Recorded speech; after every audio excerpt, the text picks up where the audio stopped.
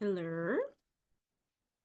I don't have to have my background blurred anymore. I blur it for work. All right. Let me see my participants. Hi, everybody. Happy New Year. Hope it's been a great January. I have dinner. Christopher just brought me birria quesadillas. Bueno, very good. We are discussing our January book. I'm out of desk space for this right now. All That Is Wicked by Kate Winkler Dawson. And I will get, of course, more into the details here in a little bit because I actually have a whole sheet typed up now with a speech that I will say so I don't forget anything. In other news, I did just get my hair done recently. I asked for like a chocolate brown, but I got like a dark reddish purple instead, but I like it. I think it's cute, right? It's cute.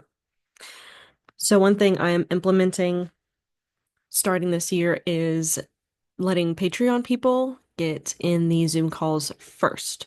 So anybody at any paying tier of the Patreon, you get first come, first serve seats. So I put that on the Patreon. I've only had about 10 people respond to that, so I'm only going to have about 10 people take up 10% of the call, I guess. And then we shouldn't hit capacity. We have a bunch of people that RSVP'd, but as of late, not everybody that's RSVP'd has shown up.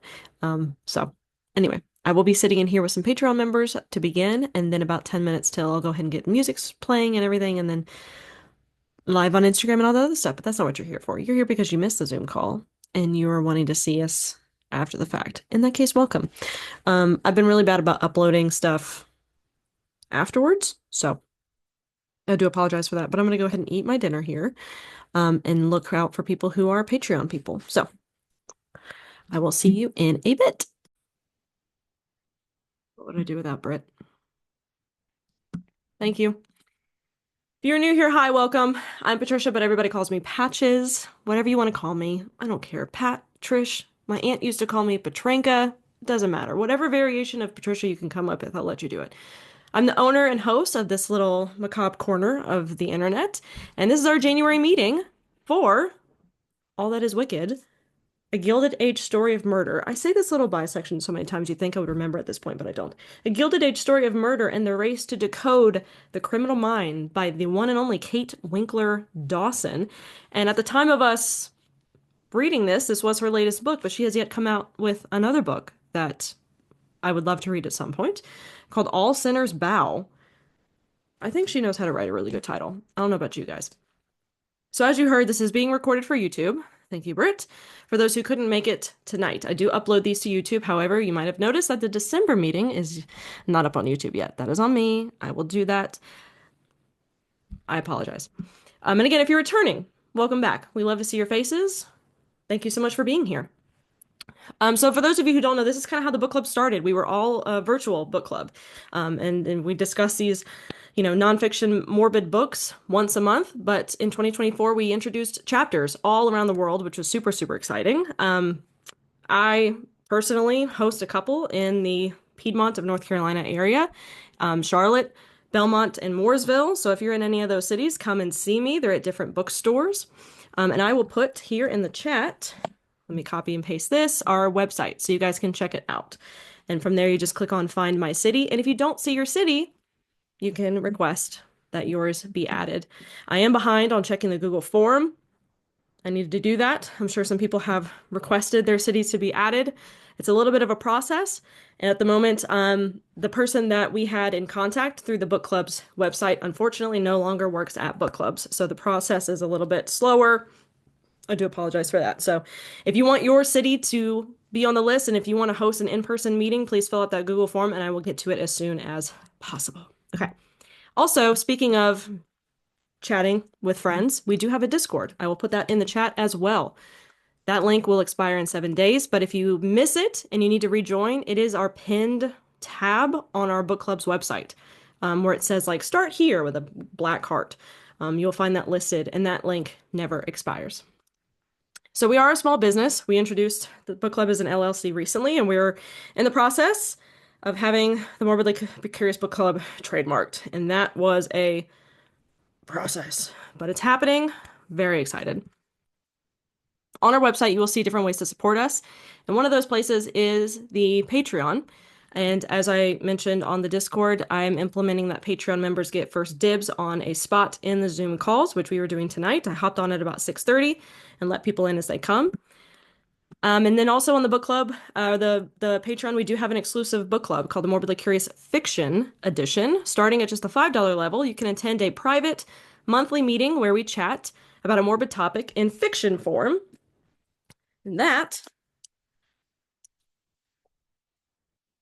is The Children of Red Peak by Craig DeLuey, one of my favorite books of all time. So our January, February topic was cults. So we are discussing that very soon. And it looks like March's topic is going to be history.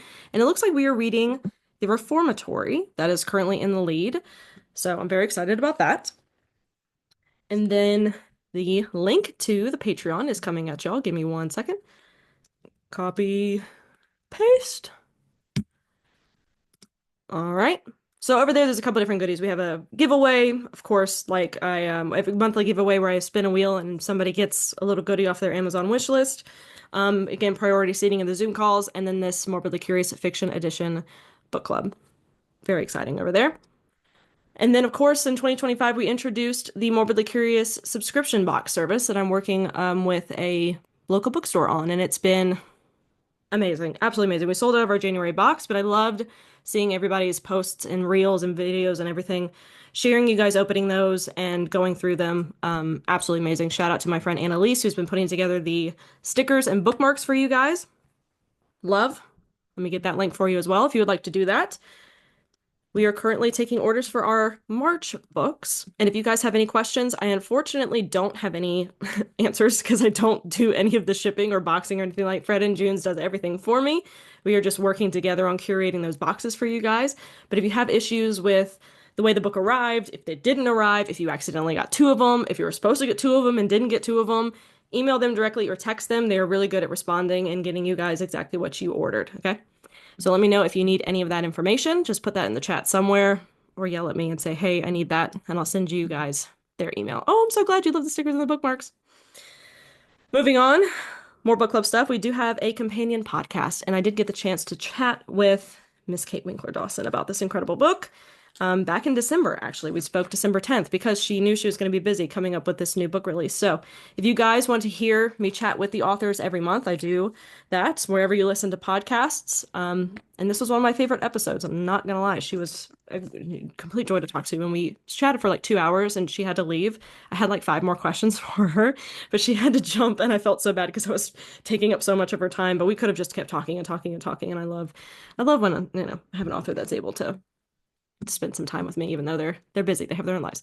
So if you'd like to check that out, I will put the Spotify link in the chat. But again, that's available wherever you listen to podcasts. This is going to everybody, right? Okay, good. I'm making sure I'm doing this right. Sometimes I accidentally send people direct messages in the Zoom chat, and I do not mean to. Also, if you have time and if you use like Apple Podcasts, podcast is not on YouTube at the moment, not yet. I'm going to be hopefully implementing that soon, but it is currently everywhere else. That is an option through the site that I use to distribute the episode, so that might be coming. If you have a second, please leave a rating and a review for that. I greatly appreciate it, and I appreciate the people that have already left ratings and reviews. So moving on to the book club itself, how this works. So we're going to just picture ourselves in a cute little kumbaya circle, and we're going to be using the raising hand feature here on Zoom. So if you go down to the bottom and click on React and click raise hand, it puts you in a queue. And that way I know who to click on. Oh, you met her at Dallas. Oh, I love that. I love talking to her. I seriously could have spoken with Kate forever. And Kate and I actually were at CrimeCon together in Vegas a couple years ago, and I didn't even know she was there. I met Paul Holes, but I didn't get to meet Kate, and I'm bummed because I would have loved to have chatted with her. Yeah, she did do signings in Dallas, and I saw that some of the Dallas, I think it was Dallas, you guys went down there and met her for her book. Love, love. So click on the raise hand feature, and it puts you in a queue. Now, the way the queue looks to you might not be the way the queue looks to me. So if you see that you're next, you might not be next on my end. So it's not that I'm skipping you. It's just I'm going in the queue of how people raise their hand and who was next. Okay. So Instagram. I am live on Instagram. If you guys see me looking over, it's not me ignoring you. I know Paul Hole's Dreamboat Dallas Club did. Love. I'm not ignoring you guys. I'm just looking over at the Instagram live. We do have a mod over there, Nikki. She's helping me out. If I miss any questions, she's great about that. Keep yourself on mute until it's time to speak if you don't mind, just in case. And then unless somebody says something, of course, that you agree with on, and you want to unmute yourself really quick and just say like, yay, I agree, but also like snaps and like going like this works too. We'll know what you mean. So you do not have to speak, of course. That's another thing too. If you just want to sit here, hang out, that's totally fine. I don't care. Come do your thing. You do not have to speak. We are not going to force you to speak. First hour or so, this is a larger group, so it might take a little bit longer. Typically, though, the first hour or so is the general discussion, and then we do like a little bit of a palate cleanser. Because we discuss some harsh topics, we like to go home thinking about something nice, like the Bills winning tonight, right? Thank you. Okay. Or the Eagles going to the Super Bowl. Whoop, whoop, whoop, whoop. All right. All right. Fine. That's fine. No, I was happy. I was happy for you. I was happy for you. I saw that and I was like, oh, Brittany's happy. Okay. These Bills just better pull through. Okay. I have to remind people, of course, too, to be kind. We haven't had an issue with that. But like if people say something that you disagree with, you could say, hey, I respectfully disagree. No need to get up in arms. It's just a book club. Remember Kumbaya Circle. Kumbaya. We're all friends. We're all family here in the Morbidly Curious Book Club. Really quick, before we continue, I'm letting you guys in on a little secret. Coming soon, I'm having a giveaway. Doing. Hosting? I don't know. Doing a giveaway. So back in July, we read Anita Hanig's book, The Day I Die, which everybody loved.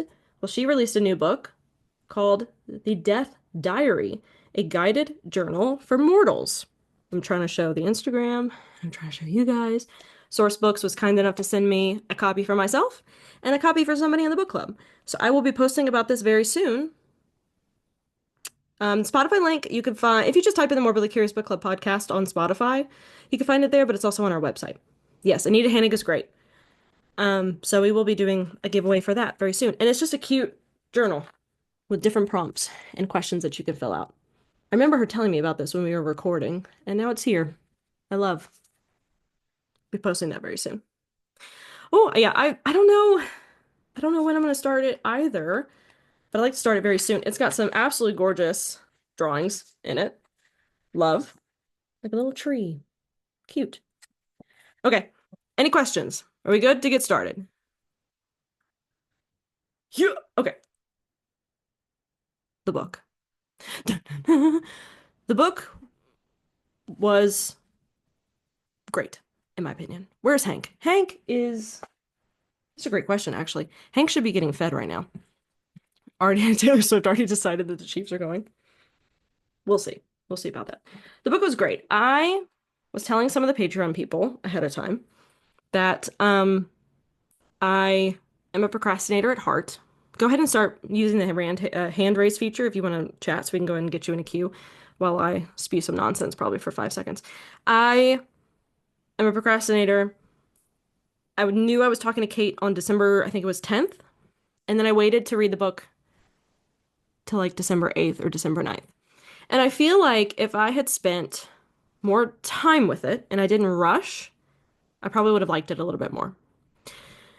So personally, I gave it a 3.75. I thought it was fascinating. I thought it was well researched. I thought it was interesting. Um, but ultimately, I thought it was okay. I thought it was good. That was good. I'd recommend it. Did it like blow my socks off? No. But it was good. Britt, take it away. Okay. Um, so I DNF'd this around chapter 5. We are Um, strong supporters of DNFing in this book club, okay? yes, I know. It's one of the reasons we're friends. Yep. Um, I was bored. I felt like it rambled a lot. It felt kind of like, I think somebody in the Discord said it, and I've been using it to describe things as well, is like she recorded a podcast and then nobody edited it. Like it just was like spewing all of this stuff. Um, I felt like the case wasn't that interesting. I felt like the guy was not that smart and it wasn't that Terrible this amazing. time. Yeah. I mean, it just was like, okay. I feel like there are way, I don't want to say better criminals, but like way like smarter criminals and way like, I don't know. I just felt like it just was not that great. So I was really bored. So I did not finish it. But I am still interested in some of her other books to Yeah, read maybe one more and see if maybe it was just this book or if it's how she writes, because, I like to give authors more than one shot. So sure. that's my Yeah. my Nikki thing. said, Nikki said he was indeed just a man. Yes. Exactly. Like, I don't know. I mean, yes, he killed somebody, but it just wasn't like it was this really big, elaborate, nefarious thing. Like I just feel like from the cover and um the synopsis that it was gonna be like a like legitimate serial killer and like or like a bigger name or something like that, something that I've at least heard of, and it just wasn't really that. So that was just my opinion. All good. All good. Kelsey. Maybe. Maybe. I don't know how to work Zoom. Hello. No, I think I rated it pretty in the middle. I think I was like a 3.5-ish. I enjoyed her writing, I think, overall. Like, I didn't DNF it. Like, I got through it, and I think I did most of it in like maybe like 2 weeks. So, it was decently paced. I think Kathy Kleiner ruined me in the best way. Because as I'm reading it, I'm like, this is just another like fucking mediocre white guy who like killed some people and had like a shitty theory that made no sense. Like, I'm like, why is he famous? I'm like, what's happening here? And so like that was kind of my take on him. But I was intrigued and like I enjoyed like the comparisons between what was it like the alienist and the neurologist and like that Mhm. history. Like the historical part of it I enjoyed a lot, but Yeah. everything about him I'm like, all right. I think one of the most interesting parts about this book to me, even like before I started reading it, when I was looking at what it was about, in this time period, or I guess even now, right? When somebody does this super heinous thing and they, are serial killer or something else, when they do these horrible things, typically people, especially in the time period, would jump to the conclusion of like, oh, and we talked about this on the podcast, he's like imbued with the devil. Like it has to be a religious thing, it has to be a demonic thing, it has to be something else. So it was really interesting to me that there was a group of people that were like, I wonder if it's something inside the brain. Like I wonder if it's actually something that was made. Was it predestined? Like, was it there already? Like, I always thought that was Yeah. interesting that there was a group of people who saw the scientific approach to it, where they were like, I wonder if it's something tangible almost that we Yeah. can see, And you know. I'd say that was probably my favorite part of the book was kind of watching that arc as they moved more from like just culturally more from that idea of like, oh, it's innate, like you're demonic, like these things to more like, is it something with brain structure? Like, can we tell like why people turn out this way? And so I Right. enjoyed that part of the arc. Him himself, I'm like, okay, whatever. Speaking of Kathy Kleiner, um, the paperback for A Light in the Dark just came out recently. And it was Ooh. also Chicago Review Press. Was that not what Boys Enter the House was as well? Anyway, so Kathy Kleiner's book, A Light in the Dark, we read. This might have been July, and then Anita Hanning might have been June. Either way, they were both the summer book. Um, Emily LeBeau Lucchese, that's a late library bill. Emily LeBeau Lucchese and Kathy Kleiner actually sent me a copy of the paperback version signed. Aw, Oh, nice one. fun. Love it. Oh, nice. So, this one was great if you guys have not read this yet. But yeah, I agree with you. Patches, you're correct. It is Boys Enter the House is Chicago Review. That's what I thought. Thank You're you. I good there. was like, I've seen that chair before. I've seen that little seat before. Yeah. Okay. Love. Love, love. Katie. Thanks, Kelsey. Sorry, first time using Zoom on my phone. One You're of the good. things Welcome, I welcome. found, thank you. One of the things that I found really interesting about just kind of learning through the process, all the different specialists that spoke to Edward with Mhm. the psychologist or I guess alienist, he seemed to have a similar stance and approach to life as Edward. And the Mm, fact that he was just very gung ho about his own theories and his own processes to the point where it was detrimental to possibly helping learn more about how a criminal mind works. Because he was like, if someone is sound of body, then they should be sound of mind. And that mm, totally detracted from the fact that Edward clearly had like narcissistic tendencies as well as some form of like psychopathy. mhm. Yeah. I love the way you said that. Yeah.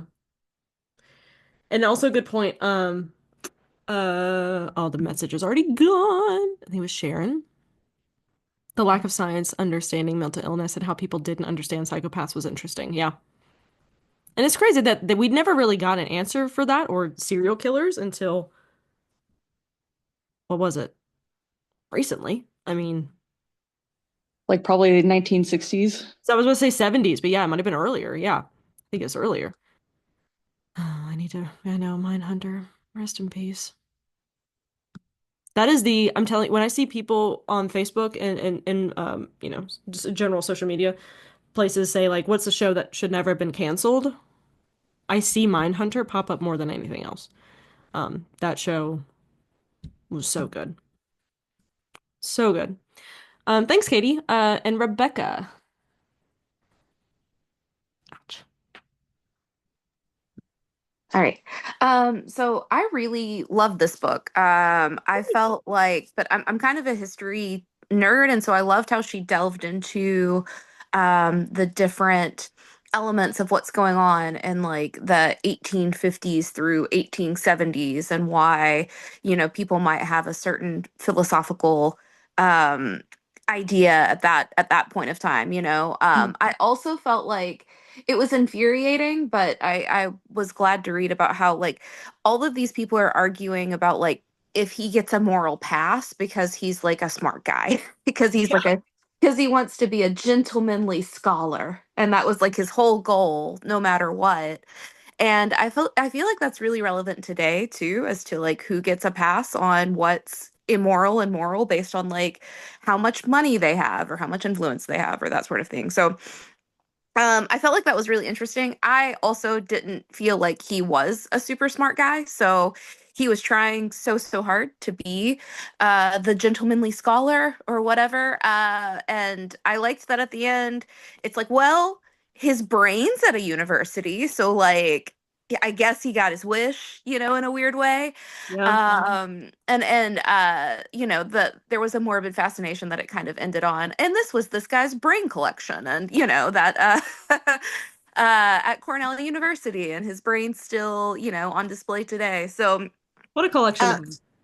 yeah, but exactly. But I felt like it was I liked kind of the stream of consciousness way she was talking. I also love listening to podcasts, so that I definitely want to listen to the one that she has about this book and other ones. And definitely want to check out the podcast with you talking to her.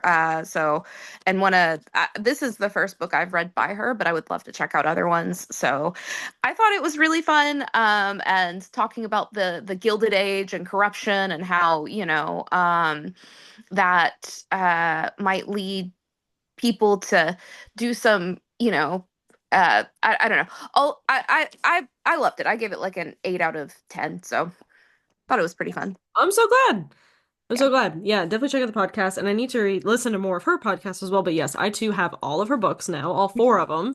And I've only read this one, so I need to read others because they're such fascinating stories. I mean, that was one of my first questions for her in the podcast too, was who the heck is Edward Rudolph and how did you find him? Like, I feel like not a lot of people know this name. So definitely check that out. But thank you for coming. Yeah. Mike, was that a touchdown? Okay, good. Thank you. I just saw him go like this really quick. Okay, good. All right. Sorry, I didn't mean to interrupt everything. Bill's been You're going ahead. good. Sorry. I saw it. Okay. All good. Steph. Hey boo, what's going on? I love the picture. Thanks for tagging me in the meetup on Instagram. Thank you, thank you. Of course. I I actually really liked this book. I found it enjoyable. I did get distracted. I won't lie. I got distracted by her inaccuracies of where he was from and such. I will point out for everyone who's unaware, he can't be from Canada because Canada didn't exist. He's from New Brunswick. It's an important distinction. They were not countries yet. Yes. You They know what's didn't. interesting? Actually, on that topic, somebody in the Charlotte meeting did point out too that there was inconsistencies with the Tenfold More Wicked podcast in the book and like certain Oh, things there as well. They did interesting. that person did their research. I was like, oh, Yes, God, amazing. Stephanie says thank you, Steph. of course. I spent a lot of time. I was like, wait, no, that's wrong. But I really enjoyed the rest of the story. I love this time period of history. I think it's so Mhm. interesting. And like I just loved watching all these dudes trip over themselves to be like, I want to talk to the smart guy. And I'm just like, he's not that special, guys. It's fine. Yeah. This is your guy? This, This is the one? yeah. And I had a bunch of thoughts. I had so many notes that were just like my stream of consciousness running thoughts. And I was thinking about like all the comparisons to Ted Bundy. Yeah. And I was wondering, like something I was thinking about was I was like, why do people think that Bundy was so charismatic? Is it because they compare him to this guy? Because Hmm. I personally don't think that it's that charismatic if you have to use an injury to lure women into your car. Sure. You don't have charisma, my friend. I'm sorry. 1,000%. Say it louder for those in the back. And Yeah. I was so interested by it because I was like, he actually fooled like a solid number of people. They were like all these like scientists. There was like one guy who was like, this guy ain't shit. But Hmm. everyone else was like, oh my God, maybe we shouldn't kill him because he's so smart. And it's like, guys, it's all fake. Hmm. How can you not see this? Yep. So that was my running theory the whole time. I also we had a thought where we had to Google it during our meeting about when prison uniforms became jumpsuits. Like what year was that? Because like she describes him at multiple points in this jail cell wearing a suit. And I was like, well, of course that plays into the charisma. Yeah. He looks the part. He looks good the He whole doesn't look like he time. belongs there. Yeah. Exactly. So like I was like, I wonder when that happened. That's funny. Yeah, those are my thoughts. Yeah, there was a couple times I was comparing, but probably not appropriately to from like, Ham to Ruloff and like Ham wanting to write, or was it Ruloff that was wanting Ham to write about him, having this guy write down what was going on to almost Bundy and Anne Rule, but Anne Rule and Bundy had a little bit of a different background where they were friends, they knew each other. And I think Bundy came in at a strange time in Anne Rule's life where she had just lost her brother, and then comes this kind of charming, charismatic guy who, was a little strange, but they worked together. And suddenly one of her friends was being accused of all of these horrible things. And it didn't take her until way too late, honestly, hindsight's 2020, to realize that that's who Bundy really was. So looking back on it now, it's probably a little inappropriate to compare the two because Ham went there willingly. But I think bottom line though is they were different type of victims of these narcissistic people. They were different type of people that fell into, their same traps, I guess.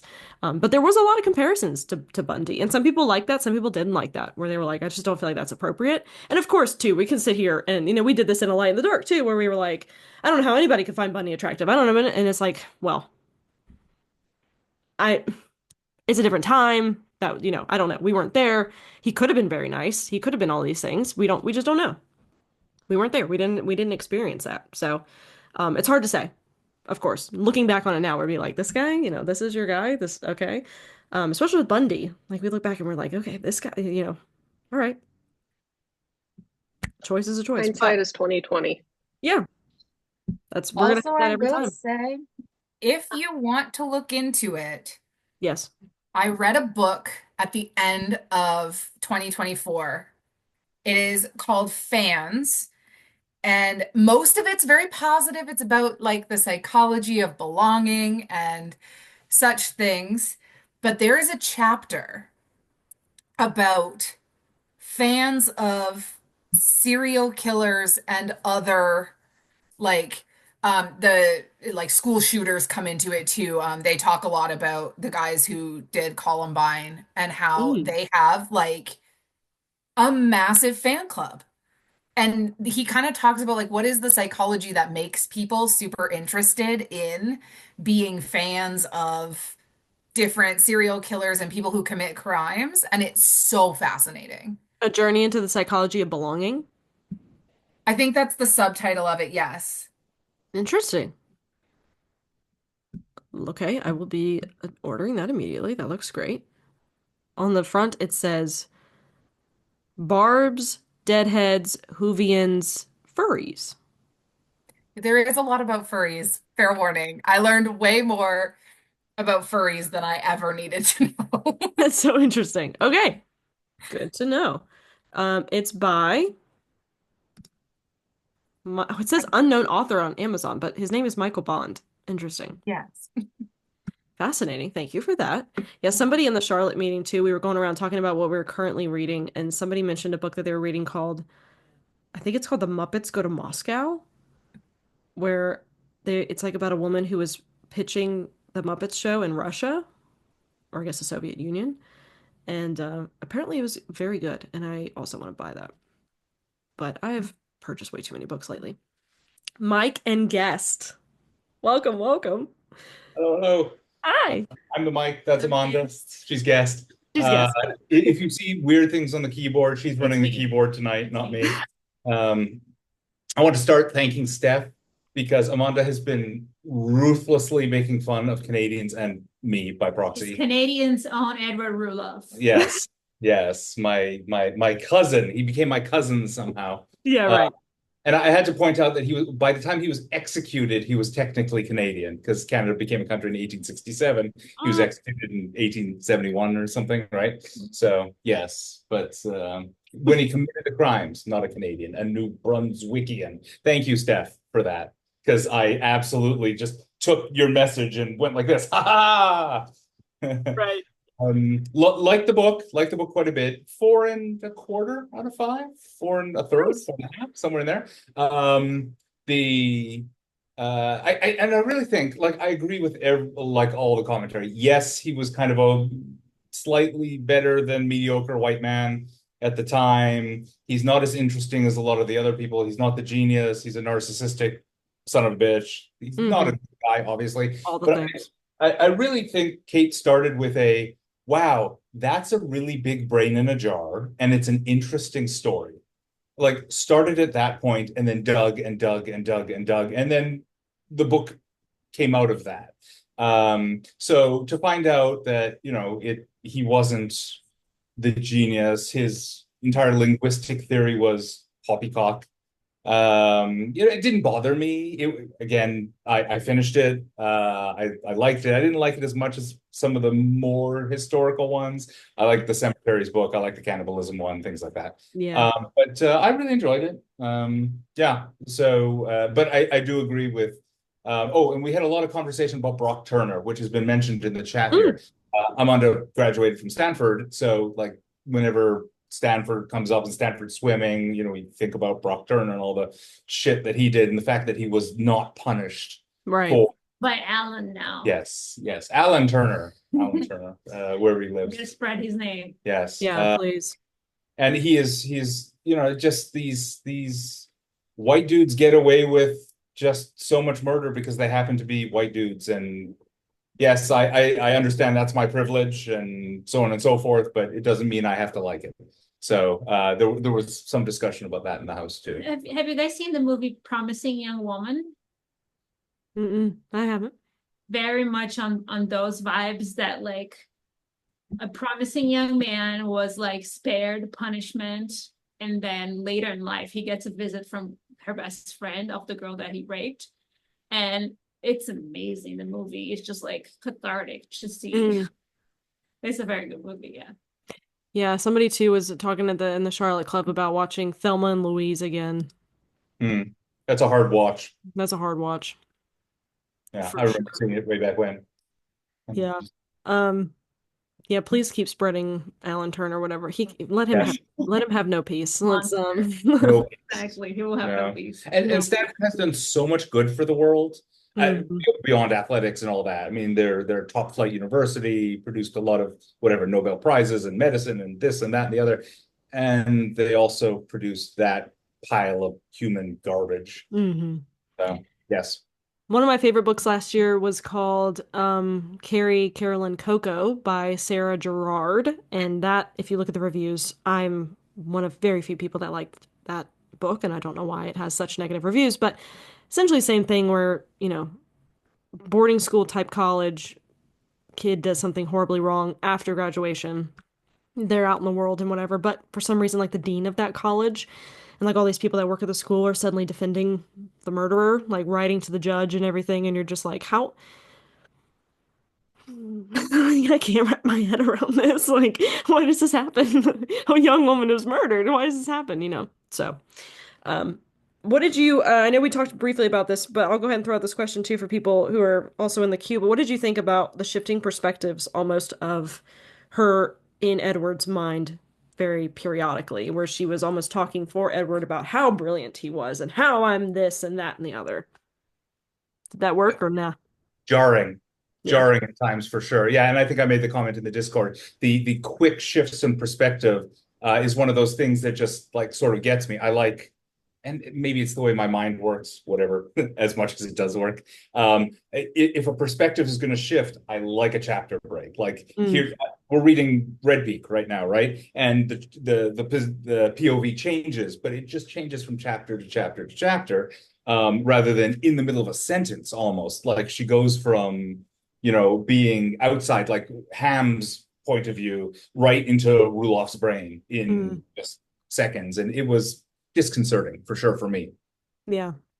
You too? Confusing, yeah. Yeah. And is this your first book that you've read by her, Amanda, Yeah. or either of you? Yeah. Okay. I was just curious. Yeah. Liked it though. Amanda I loved liked it. it too. Yeah. Yeah. It's very nice. It's not an exciting book for sure. Welcome to the But book club. but it was fun. It was nice. And I like I could listen to it and everything was nice. Love. Well, thank you for joining us. We're so happy that you're here. Please make an appearance more often. Every time I see Mike by himself now, I'm gonna be a little upset. No, I'm just kidding. I'm just kidding. Annie. Okay. Hi. Hello, Okay, hello. have my notes. Yes, I love it. So prepared. Uh, Otherwise I'll just forget everything and be like, yeah, it was this. Okay, so I'll just start by saying I kind of, well, I guess some people really liked it, but I gave it like a 4. Um, my opinion is if you gave it more time, it wouldn't get better, but that's just my opinion because I didn't rush read it. I feel like I read it kind of slow because it was hard. Like I can read faster than how I read it, but it was kind of slow to get into. And I will say it like started off with a bang. Like I was reading it and I was like, oh, this is going to be so great. And then it Mm-hmm. just, and then like kind of what Brittany said, like the actual crime, that sounds really bad, but is like boring. Uh, and he is boring, and I'm sick to death of hearing about Ted Bundy. So like, yes, it's just another Ted Bundy, and like constantly comparing to him. I'm just like, okay, can we stop talking about Bundy? Yeah. Even though the like similarities are super apparent, but I just felt like it kind of stretched. It could have been short if it was shorter and had all that information. It would have been better. I just feel like it got a little repetitive and I I understand why the chapters were titled the way they are, but like there was a they would like go way off track and then come back to why the chapter was titled like I wish it was more about like the interaction with the specific person, whoever was the title of the chapter. Like I think Sure. I don't know if it was like the Greek scholar one, but they like started with the interaction and then went way back into his history. And I get it. It's just I was like, I want to know more about the I guess kind of like what Rebecca was saying. I liked the book for the parts about the people who interviewed him. Like I liked learning about the guy who was like studying phrenology and how like I liked this killer for the fact that he like sparked more curiosity, which got them away from phrenology, and just like how that scientific road like led. Like I wish there was more information about that, like the psychology and criminology. But I'm biased because I studied that, so I love all that stuff. But I wish it was more of that, a little less of his story, because I feel like his actual story was kind of dragged out a bit.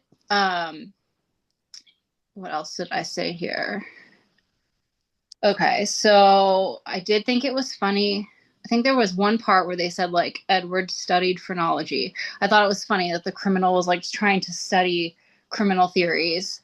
Oh, and then I think it was Rebecca. She was talking about, or somebody was talking about like how if you look a certain way or you're a certain type of person, like people don't hold you as accountable. And I made a similar note about like that crazy concept that they're talking about, how if you don't act outrightly crazy, if you don't look like a lunatic, then people don't think you are, and how you get away with it more. And I was like, oh, that tracks. I see that a lot in modern in modern times. Like as long as you look normal, theoretically people accept what you're saying and doing more, and don't just outrightly think like you're crazy, but put that same things that they're saying or doing in like the form of like a person like on the streets, and you would automatically think they were crazy. Which really ties into the idea of people like Ruloff or people like Bundy not being able to commit crimes like these because they're dressed nice. They don't talk to the thin air. They don't do, and it's like all these horrible stereotypes of people that, especially in this time when like nobody, again, the whole imbued with the devil thing, like everybody assumed one thing or the other, but like there was this stereotypical person that would commit these type of crimes. So all these people are so freaking interested in this one guy who dresses normal and does all these things. How could he? Yeah. So. Yeah, that's part of it too. Like I made a note, like how the judge in the Ted Bundy case, how he had that whole dialogue about, oh, your future has gone away, yada yada, and how in this book they had that pastor who was kind of saying something similar to Edward, and I was like, I don't understand. Are these like judges and pastors like intelligent people? Like I don't understand why they think these people are so smart. Like I feel like a lot of the people in the book about Edward like assumed he was smart, but based on like nothing. They hadn't like seen what he wrote. They hadn't like most of them hadn't even talked to him. I'm like, so why do you think he's so smart? Right. But yeah, that was just weird. I was like, why are people so, I get the idea that if you're like in some kind of a, like I get how what's his face, the biographer was more manipulated because he had more interactions with him, but I'm just so thrown by these people who had like next to no interactions, and yet they were still somehow like, oh, this guy's so great, he's so smart, smart, so brilliant. Wow, let's study. I think the only other thing, but I did really like, so I liked it more towards the end, because then they started getting into the whole like studying up the brain and like how they went from phrenology to more like MRIs and neuroscience, and all that kind of stuff was super interesting. Right. And I couldn't find the quote, I was looking for it, but somebody kind of mentioned something, I think, about like, anyways, but the part where they're talking about how like everyone got set up for the execution, that it was like picnics on the lawn, and how like people are like bringing their children, and they're like, and I know there was a part where they're like, well, they couldn't really see it, so the intent was more harmful than like what they actually saw. Right. But just, and there was a line in there which I was trying to find about there, it didn't say like evil, but basically the spectators are like bad in their own way, in a different way, from like being so curious. And the last thing I'll just say is they kept saying like, yeah, that's, people want to watch it because it's biblical, it's an eye for an eye, but I mean, I personally, I don't know if that's what it is. I feel like it's almost something different. Like I don't know that it's just, probably people would tell you that like, yeah, I want to see this guy get what's coming to him, but I feel like it's more than that, because obviously we read books well past their death and all this stuff, like the retribution is over and we're still curious about it. So that was just some of what I thought about it. Well, think about Ted Bundy's execution too. People were making those t-shirts. Yes, yes.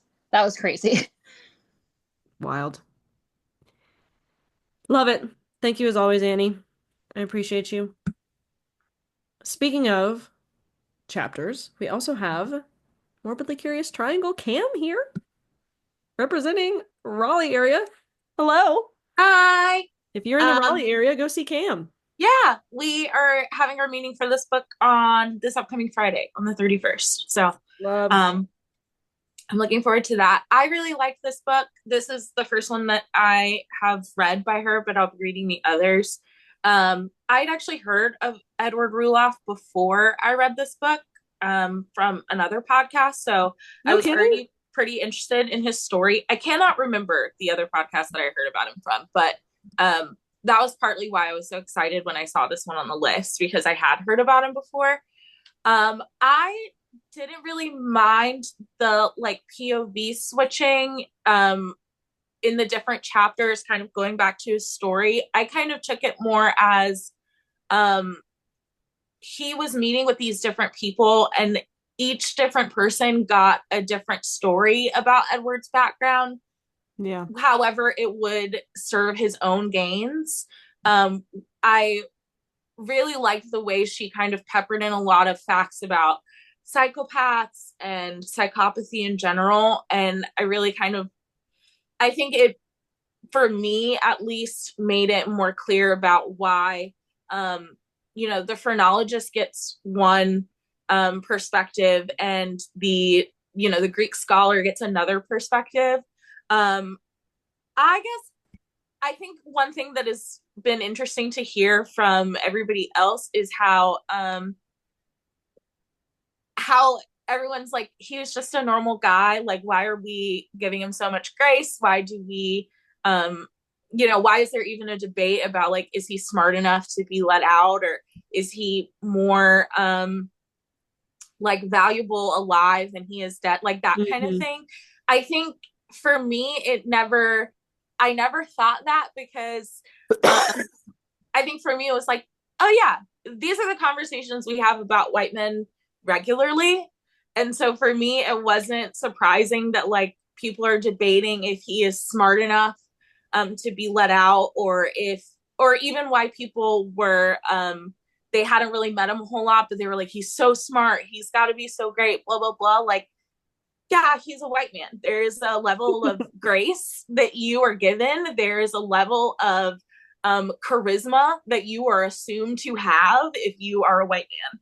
And so I think that really played into people's assumptions of Edward, even though that wasn't really spoken about. I really liked the part at the end about like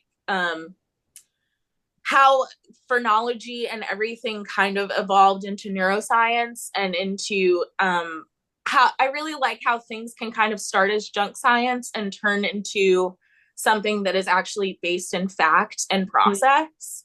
And so I thought that was really cool. And I think it was a very interesting turn for Edward Ruloff's story. Like, so much of his life was about becoming a gentleman and becoming, like lauded in the annals of history and of study, and like being really known as like this educational figure. And in a way, he ended up sparking all of these conversations. Like, he indirectly did have a really big impact on how we see the brain, on different things that we think about psychologically now.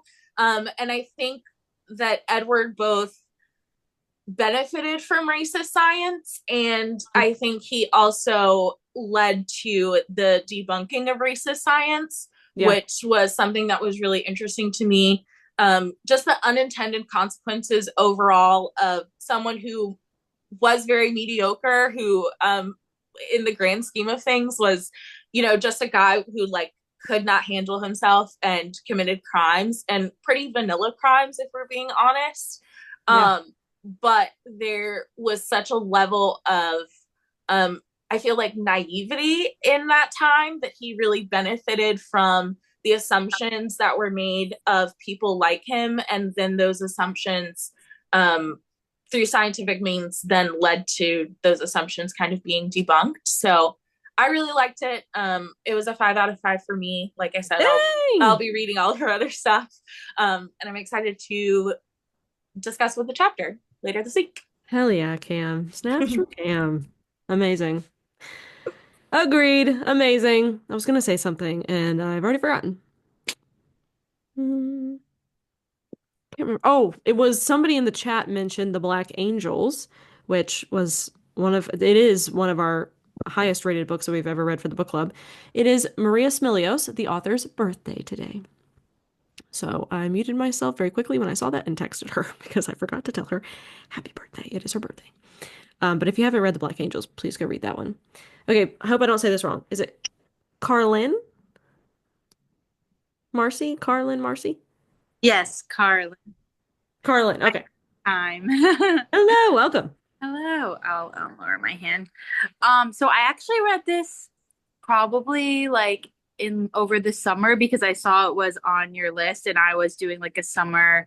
I'm in the DC area and I was doing like a summer book challenge and it was like read a nonfiction book. So nice. Read this because I love Criminal Minds. I love this kind of stuff. I've been following the book club on Instagram for a while.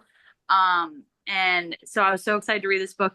And I agree with like everything that everyone else has said about him.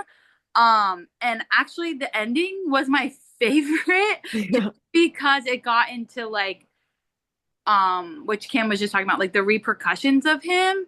And I thought that was super interesting, like what his brain has let us learn and what his brain has debunked with all the racism in science about brains.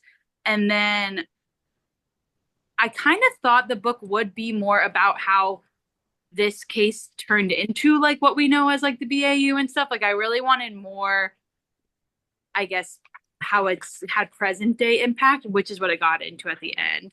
But I did rate this probably around like 3.75 or 4, I forget. But yeah, I just wanted to add that in, that I really liked learning about what he taught us, because I agree. I was trying to put myself in that time period and I still don't understand why they would have thought he was so brilliant the whole time. Right. I was like, so dumb. But yeah, I really liked the ending with like learning what has come of his brain and studying his brain. For sure. Yeah, and I don't know if you guys saw, I did post on the Instagram page what his brain currently looks like in that little jar. It is foul. It is falling apart. It is disgusting. It's a brain in a jar. I mean, and speaking of the ending too, I mean, speaking of, somebody mentioned it earlier too. I think it was Cam on the on your Instagram where you're talking about like, oh, morbid curiosity. It's like when they mention the title of the movie in the movie or something like that. Yes. The very, very end of the book, in Ham's book, right? It says, quote, "I see him in my dreams," end quote. Ham wrote at the conclusion of his book. Quote, "If not insane, he was the incarnation of all that is wicked." And that's the end of the book. And I was like, the last quote, I noticed that the last quote from Jekyll and Mr. Hyde also has the phrase tenfold more wicked in it. So I think that's where she got that from as well. So we got all three in one. It was great. Oh, I love that. I didn't even realize. Okay, love. I love when that happens too. Especially the end of the book. Like, oh, it just ended on such a mic drop. I love that. Anyway, thank you so much for coming, Morgan. And thanks for choosing your nonfiction book pick in the challenge to be a Morbidly Curious Book Club pick. Love. Yes, my 2025 goal just is reading one nonfiction book a month to learn more things this year. So I'm more. I know where you can find that. I'm currently reading Devil in the Grove. It's about a Thurgood Marshall case. Not morbidly curious, just an awful case. But it's based in Florida, and I'm from Florida, so I was like, how do we not learn about this in school? But anyway, not really what this reading is for, but excited. Also, A Tale of Old as Time. How did we not learn this in school? Yes, exactly. I think I have this. This is one of those books where I know I've seen it before. I think I have it. Anyway, thank you. Go ahead, Morgan. You're fine. My toddler was just over here trying to get me to follow her, but she's got things to say. Let's let her speak. Oh, well, now she's really dangerous. She has a squirt bottle. But anyway, so I kind of echo the same thing a lot of people have said. The book started out and I was kind of like really got into it and I was like, oh, this is going to be super, super good. And then as it kind of like got farther in, I feel like this author has ADHD and she has gone off down side rabbit trails and the head hopping. And Yeah. I was like, okay, I'm struggling here. You're losing me. Yeah. Yeah. And part of that could just be the way that she wrote, and part of it could have been my own ADHD and the fact that I'm reading this book and, doing, sorry, doing, all the other stuff with toddlers and farm and whatnot. But just like others said, at the end, the last two chapters, I think it was, once it got into talking about like, the doctors and the psychiatrists and neurologists that, studied his brain afterwards, and especially talking about the Wilder brain collection at Cornell, I found that a lot more interesting. Mm-hmm. And kind of found it hard to put the book down. And I would have loved if she would have had written more about that and like what we've learned and how his brain and his like death or existence has helped us with today as far as the study of psychology and neurology and all that. Because I find that really fascinating, and that's what my college degree is in psychology. Love. I did not love, much like a lot of people like you, I did not love necessarily all of the trying to compare him to Bundy. Not that I don't find the Bundy case fascinating and interesting, but she kept referring to both of them as having, psychopathy, and neither of them, like Ruloff, there's not enough information out there to be able to say definitively, yes, he had psychopathy or anything like that, which in technically the term is antisocial personality disorder. Sure. But so there's not enough to even say, yes, he was. But then on top of that, Bundy, where we have all this firsthand, the audio recordings and the video and interviews, even the psychiatrist that examined him for trial did not diagnose him as that. Right. Yet people constantly go back to, oh, well, Ted Bundy was a psychopath or was a sociopath or any of that. And it's like, he's never been, it's never been diagnosed as that, but for those who are really interested in the idea with the interest of psychopathy and everything, John Ronson, who, if you recognize that name, he wrote The Men Who Stare at Goats. He also wrote this book, and it's called The Psychopath Test. Oh, yeah. This is excellent. He also has done a TED Talk about this book. And I highly recommend both of those. He is from the UK, so this is all based in the UK. So there's not a lot of references to American criminal cases, but he does do several interviews with confirmed psychopathy patients in the UK. Cool. Yes, Steph. Dr. Robert Hare also has an excellent book. But yeah, I've had that book on my shelf for years at this point. Yes.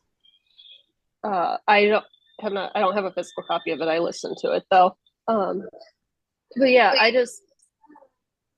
what was that? So I don't know, I finished the book out. I wish there was less of the like, I don't know, head jumping. He was not a serial killer by any stretch. And he was not, neither was he like overly intelligent, or was he a remarkable human being. The most remarkable thing about him is that his brain now is degrading away because of poor preservation and everything in a jar. Incredibly poor. Part of it is that just the chemicals at the time, we preserved everything in formaldehyde, and formaldehyde does not, as it breaks down, if it's not regularly changed, it just destroys human tissue. But my college had a human brain that was preserved in formaldehyde, and I remember taking my like neurobiology or neuropsychology class, and we had to like do tests, like physical tests for lab, and our professor would put pins in the brain. We had to identify structures, and it's like, I don't know how you want us to identify any of this, because the whole thing is just a giant gray blob. It's just pudding at this point. I don't know what to Yeah. tell. Maybe it was a brain at one point. At one point it was somebody's, yeah. Yeah. Well, yeah, so thank you. Yes. No, you're good. Yeah, formaldehyde, I'm always so fascinated by. It smells very bad, yeah. It's rancid. Foul. Yeah, foul. I used to when I was in college, I worked in the IT department. I was not help, or I guess I did help desk, but I more so did installs. So I'd go to classrooms and I would hang up their projectors and install their computer carts and everything. Remember computer carts? Remember when those were a thing?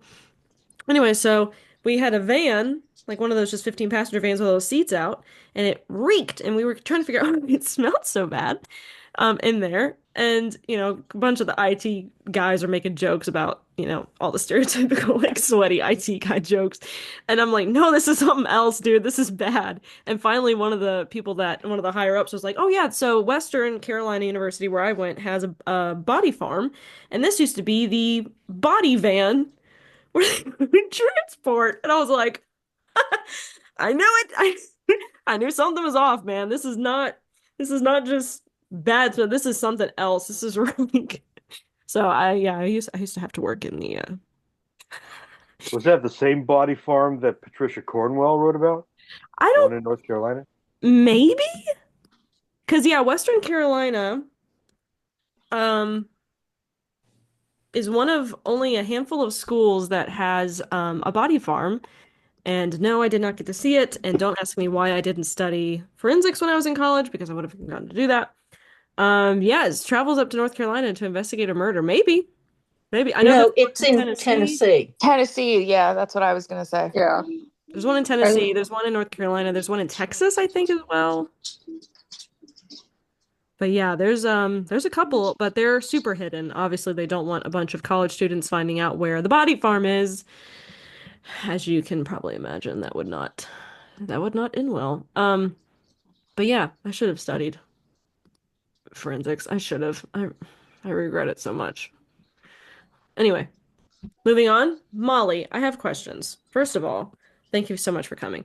Second, can you please explain what the cat counselor part is in your little name there, because I'm so curious. Oh yeah, so that's my work. This is my work Zoom. So I'm a feline behavior consultant. So I basically teach cat owners and veterinarians, and my current foster is where he shouldn't be, but I'm off the clock, so it's fine. Just teaching everyone how to understand their cats better, and so that's the name of my business. But yes, that's what it is. I'm a mom of 7.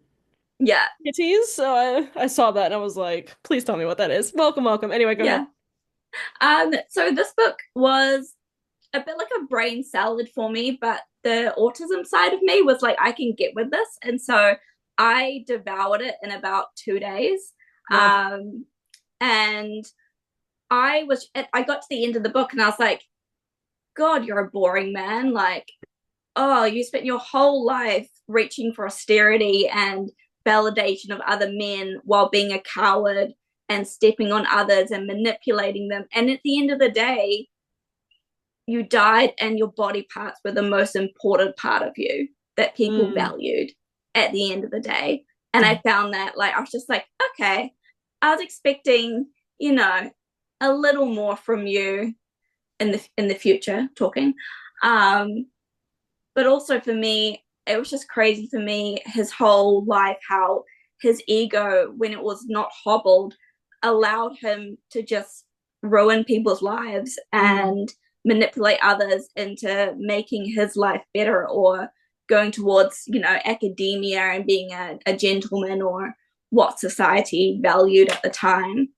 And it was just kind of sad, like, thinking about it, going, some of that, you know, a lot of that is still happening now. Like people say, you know, the white guy just coasting through and getting away with things that other people wouldn't, or, you know, would never deign to think of, oh, there will be consequences for this. Or if I say this, you know, people are going to treat me differently. And he just does it anyway. And I was just like, okay, I see that in the current times now. I did think, you know, people were saying about how the public executions were entertainment. And I guess now we've kind of just moved to those things being on TV. You know, we are drawn towards violence in media. And I guess now that we don't have public executions, I'm like, well, is this kind of our brains kind of, I guess, you know, stevia for it because we don't have it? And yeah, that was just a weird thought for me, because yeah, the act of getting dressed up to watch someone die isn't someone I'd really, you know, I wouldn't really make the effort to do that. Yeah, like, oh yay, put on your best dress. I'd be like, I'm not leaving the house for that.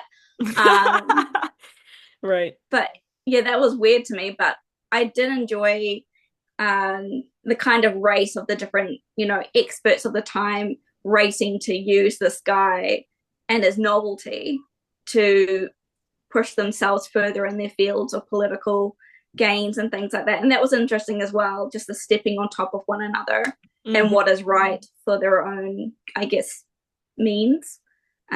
Yeah. There's also a great conversation happening in the chat. Yeah, thank you. There's like 3 people telling me with their arms right now that the Bills just scored again. What is the bill? What is the bill? So it's the Buffalo Bills versus the Kansas City Chiefs are playing right now, and this is the conference championships to determine who plays the AFC Championship to determine who goes to the Super Bowl. Thank you. Oh, like American football. You're welcome. American football stuff, yeah. Yes, Which, American as football. an American, don't ask me. I don't keep up with it, to be honest. Yeah, I was like, Bills. I was thinking, what? The Bills. No, yeah, Very confused. my dad's from Pittsburgh, so I have to be a Pittsburgh fan, but otherwise, I don't. No, you don't. You can choose the better side and go to Philadelphia. I don't know how football works. I don't understand a down. I don't understand anything, so don't ask me. However, thank you for keeping me updated. I will tell you this. I do prefer the Bills over the Kansas City Chiefs, though. I will say that, if I give a shit about anything. Also, there's a great conversation happening in forcing me a Cowboys fan. Great conversation happening too in the chat where somebody was asking, you know, genuine question, like, if we're not deeming Edward Ruloff a serial killer, then who exactly would be a serial killer? And I'm so sorry, somebody commented that Edward Ruloff felt very much more like Robert Durst from The Jinx than Ted Bundy. And I think that that's a fantastic example. If you have not watched The Jinx on, I think it's HBO, you must. That's one of the craziest documentaries I've ever seen, where they actually have Robert Durst accidentally in a hot mic when he goes to use the bathroom confessing to the crimes when he's like talking to himself. So definitely go watch that. But that's a great example. And yes, learn more about Body Farm later this year when we read Stiff in May. Stiff by Mary Roach, which is just one of the best books that's ever been written. So yeah, love it. And thank you so much for coming, Molly. I really appreciate that. Where are you located, by the way? I'm trying to figure out your accent. I'm in New Zealand, Aotearoa. No kidding. What time is it right now? It is gonna see 2:15 in the afternoon, but on Monday. What's the future like? Is it good? Ugh.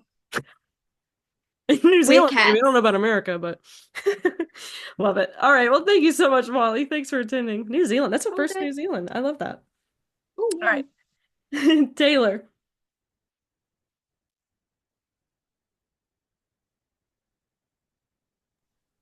Sorry, it took me a second. You're good.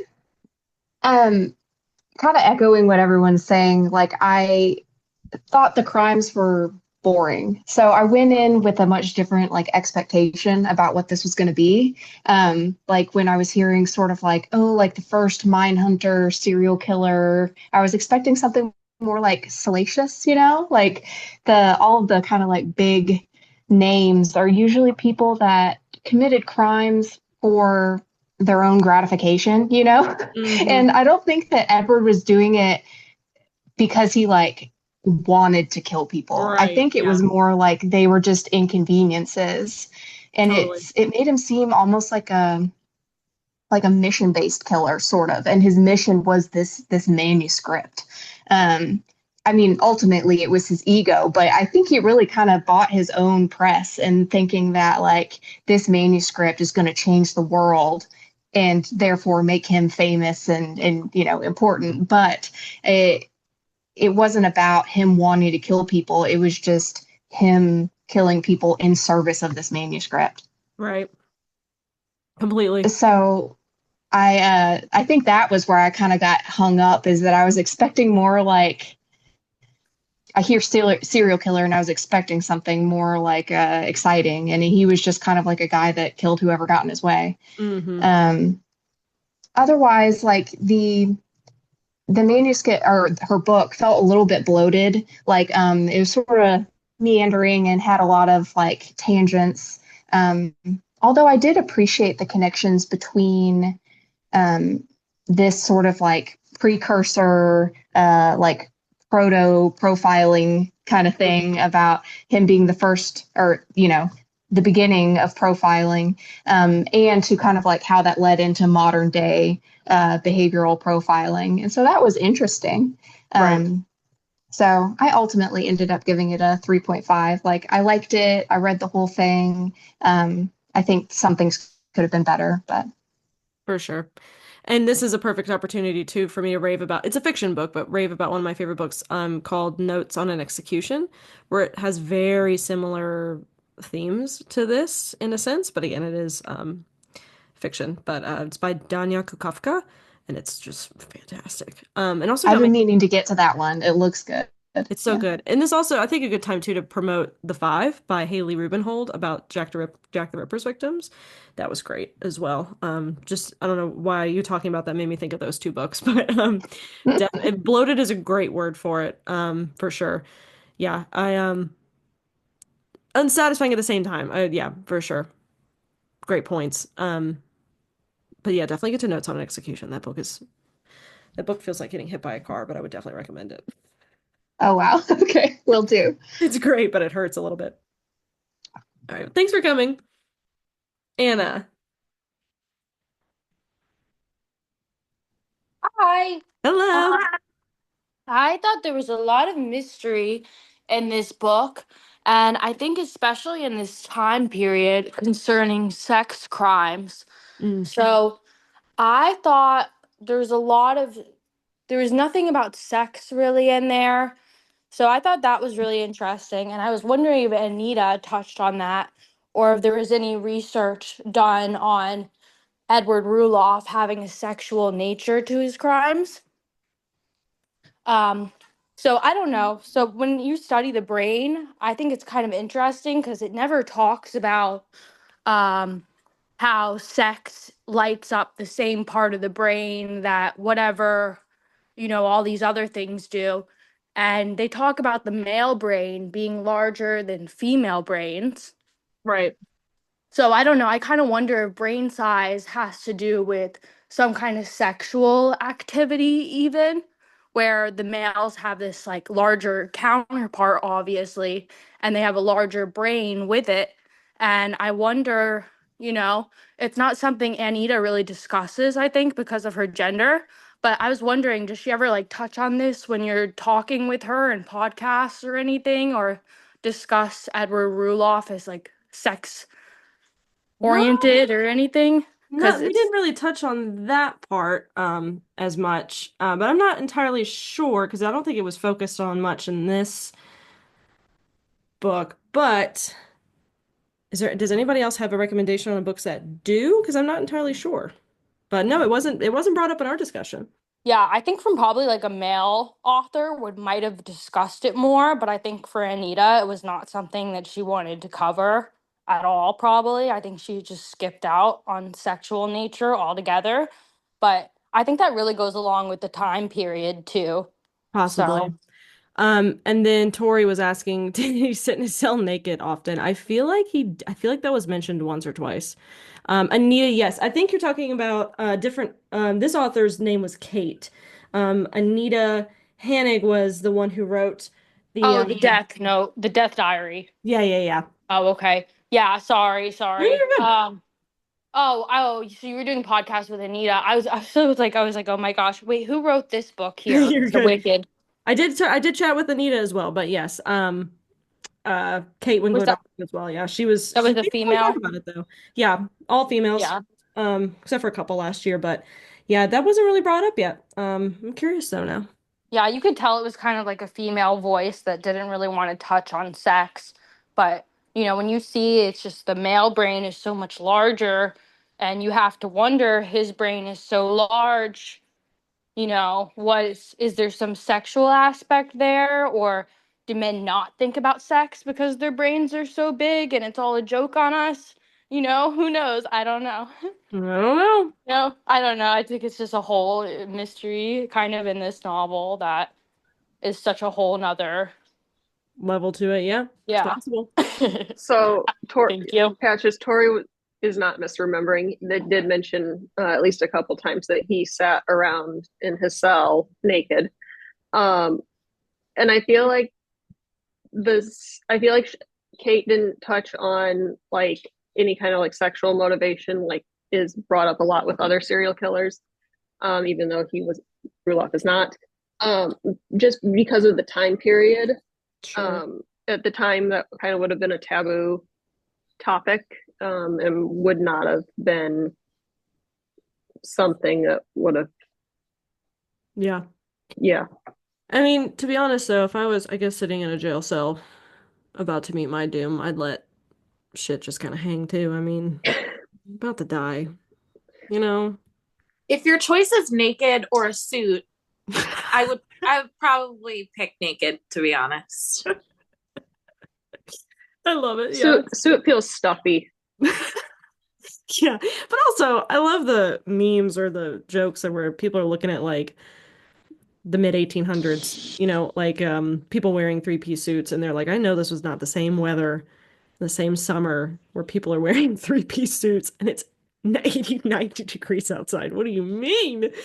Woof. Anyway. That's it. I'm wearing a three-piece suit to our next book club. If only you were still in Los Angeles, that would make it even better, Yeah. I love it. Love it. Paige. And I'm coming naked. Share. I'm really glad that Anna brought that up, mostly because like what I wanted to talk about was kind of on that theme, especially because I had a lot of the same reaction as a lot of people. Like I was expecting a story about a depraved serial killer. Like the blurb does it very poor justice in like it's like the Hannibal of the Gilded Age, and I was like, no. But then listening to hearing everyone talk and having my own reactions to the book, I almost skipped this month because I tend to not like true crime. I don't always appreciate kind of the romanticization and the fandom around true crime. But I love the 19th century. I love history of science, so I gave it a shot. Glad you did. And what I kind of want to suggest is like, first of all, maybe Kate falls prey to the same sort of like Ham and the other people who thought he was so smart and so cruel and so violent and so criminal minded, she falls prey to the same thing and ends up framing the whole book in that light. Where I think, as a number of people have pointed out, like Cam and others, it's he was a killer. His crimes were horrific. He killed his wife in a jealous rage. There's like the way that I loved the part. I was so captivated and horrified through the whole Schutt narrative of like him being jealous of his wife's cousin because he was always around, and it felt so real to me. That kind of narrative of the jealous, violent, egotistical man. Right. And then the family frustration around seeing him slip out of the hands of justice over and over and over again. Like Cam was saying, the white man getting away with it all. And even that, just like a man getting away with killing his wife and daughter and possibly his sister-in-law, right? And I think if the book had been framed as the man, violent woman killer, wife killer, who got picked up by science to create this science of profiling, I think I would have liked the book more. I did like the book. But I think it fell prey to the same sort of elevation of Ruloff that she was like a rose-tinted glasses type. Yeah, and I think like trying to frame this as a story of true crime, or at least like Ted Bundy level true crime, ended up hurting the book. Whereas I think if it was framed more like the jealous man, violent killer, and then the killer who then becomes a bungling robber, right? I thought that whole part was kind of funny. His later kills are very just bungling, terrible crime boss level. So I think she over elevated this, and I think this might have been a problem of marketing as well. Like I said, when I read the blurb, I was like, it fell prey to bad marketing in a way. And I think she sets it up like he's going to be this Hannibal Lecter of sorts, this Ted Bundy. But in reality, he was just a terrifying, violent man. But I agree with everyone else on I love the history of science in this. Yeah, I was going to point out the marketing too, on top of that, potentially whether or not she was also falling prey to this sort of like the rose-tinted glasses thing, but also was it just a marketing issue, because advertising this as like another Hannibal Lecter is entirely wrong, because that to me insinuates cannibalism and like different forms of that with Hannibal Lecter, and so I didn't think that was right at all. Was that Kate or was that the publisher? Who knows? But I had very similar sentiments, but that's a great perspective, and you're getting lots of positive comments like that. I was going to say, I was going to I was inspired by real quick. Sorry, go ahead.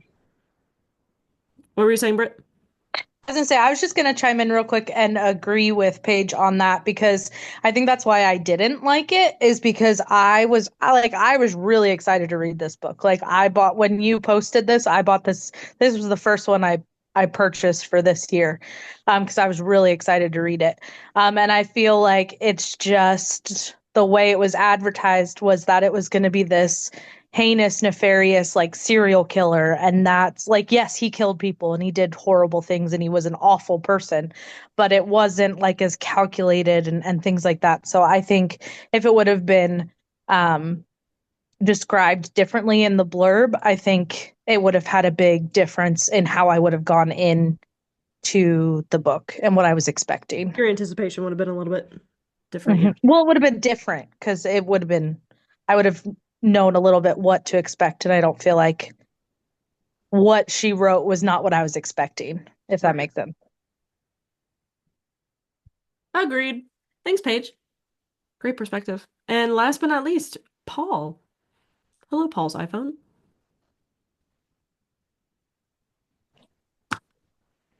Hi. Oh, having technical difficulties. You're good. Welcome. I'm gonna have to do a little pushback. I think I like this book. And I think Kate, the way she described Edward, yeah, he despite what everybody said, he was an intelligent guy. First of all, he won an appeal. How many non-lawyers can win appeals? That's why he was let out of jail. How many people know the Greek language? And he knew a couple of other languages too.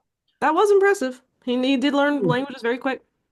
Also, he was able to manipulate two people to break him out of jail. I know I couldn't get anybody to break me out of jail. Sure. And he also manipulated Hamilton Freeman big time. Yeah. And this was not a dumb man. He was an educated man, Hamilton Freeman. I mean, he wrote a book. Also, he is a serial killer because according to the FBI manual, you need to kill like 3 people on 2 separate events. Because if you kill a whole bunch of people in the single event, then you're a spree killer. Sure. Yeah. Not to get technical. The only thing that I didn't like was when he was, people might, when he was hanged. She never mentions him not meeting with the hangman. Because back in those days, it was sort of a scientific type thing to hang somebody. Because I don't want to get too graphic here, but the whole idea was to snap somebody's neck so they would die like that. Sure. So the hangman would come down and, take measurements of you. So when the weight dropped, your neck would snap. Mm-hmm. So when he was hanged, he suffered. I mean, he hanged up there for I guess you said 12 minutes. So the hangman must have really hated him.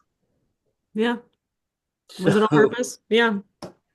So that's the only thing. But I enjoyed the book. And one thing that surprised me was he could be charged with kidnapping, but not murder. That made no sense to me.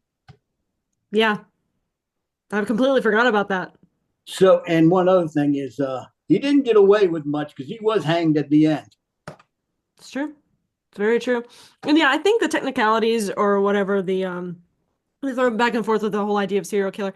I think our idea of a serial killer is much more maniacal and planned, almost premeditated, like Bundy, putting on the cast and stuff like that. But I do think when it comes down to it, it's just a matter of numbers, right? Where it is just a matter of how many bodies, I guess, you have accumulated. And I guess by a certain sense, he would be considered a serial killer. But I think the motive behind it was a lot different than what we would probably see as serial killers. But yeah, that is true.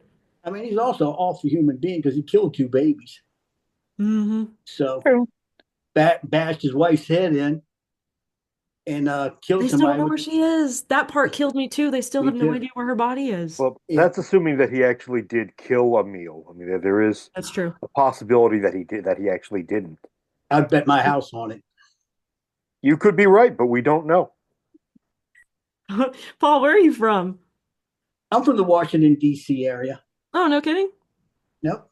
Yeah, you got a little southern accent there. I was trying to figure out where you were from. No, originally I was from Southwest Virginia, but I moved up here. Oh, okay. All right. I was just curious. I'm down in North Carolina. I'm your neighbor. All right. Thanks for coming, guys. All right. All right. Next, Ashley.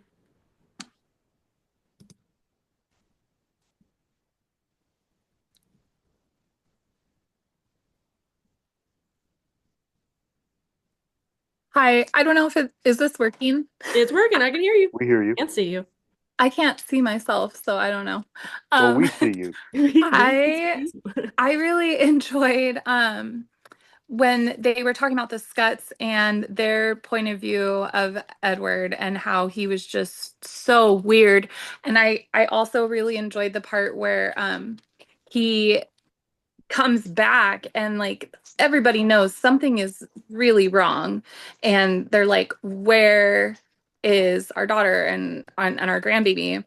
And he's like, between the lakes, and just being really vague and weird. And I kind of wish that there would have, I think somebody mentioned this earlier, but I wish there would have been more information about the Scott family and their descendants that survived, and how this story has been like told and like passed down. I just anyway. Love it. Well, thanks for coming. I really appreciate it. Yeah, and it's mind-blowing to me that we still don't know where they are and we still haven't found them. And there's also that one random case where they did find a woman and child in a trunk, and they're like, "Oh, it's not them." And I'm like, "How many women and children are getting put in trunks?" I keep It's only been a month since I read this, but you guys are reminding me of so much. Okay, Alyssa.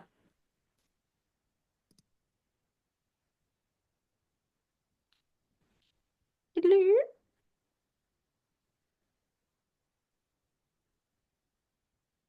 Looks like you're unmuted.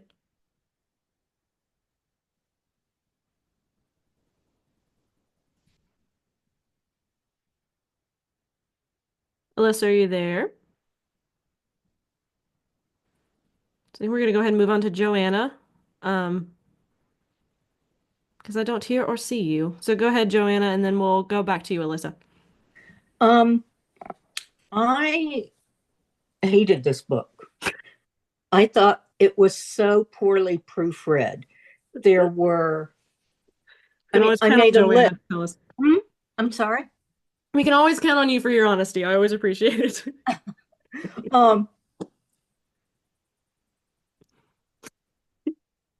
When we talk about repetition, in terms of repeating concepts and themes, yes. But also, I mean, she used certain words, one like 2 or 3 times within a couple of pages. And she said things that made no sense. Like at one point, she talked about how Ham was the lawyer. No, he was not the lawyer. She talked about my mind just went blank. The agreement was wrong. Like she talked about how the owl was on the tree and soon they'd be turning orange. The owl is not going to soon be turning orange. And there was another thing like that where she mixed up two people. She was talking about one, and then the follow-up was a completely different person, so it didn't make sense. But the other thing, first, I just want to say, I hate Trump so much, and I do not want to talk about politics. I'm just saying that up front. Her throwing Trump into the whole thing made no sense whatsoever. It just came completely out of left field and did not add anything to the conversation that would be worthwhile. Yeah, I forgot about that too. Very briefly, though, right? I mean, it was just kind of towards the end there, right? Or am I thinking? Yeah, she mentioned him 2, maybe 3 times, right at the end in the epilogue. Oh, in the epilogue. Yeah. Interesting. Agree on both of those. Well, thanks for coming as always, and give Hank some head pats for me. He sent you a message earlier. I said, hi, Hank. You did? I'm sorry. I have a hard time keeping up with all the chat. You're good. They go pretty quick. Yeah. Did you see him up here? He was up here being so handsome. I did not. He I has can since figure out where my left. Hank is. Yeah, I don't know. I locked the doors because if I let any of the cats in here, you'd find them like scaling the bookshelves and doing things they shouldn't. So Dad gets to watch them for a little bit. And the puppy that we now have, which boy almighty, what a puppy. All right, Alyssa, were you able to figure out? I'm gonna try again. Can you hear me? Yay, yes, we Okay, can. I'm so sorry. No, you're Thank good. you for your patience and quick moving to somebody else. I was just wanting to say after hearing Paige speak, it's my first time joining the book club, so I was just kind of nervous to like speak and I didn't know what to expect.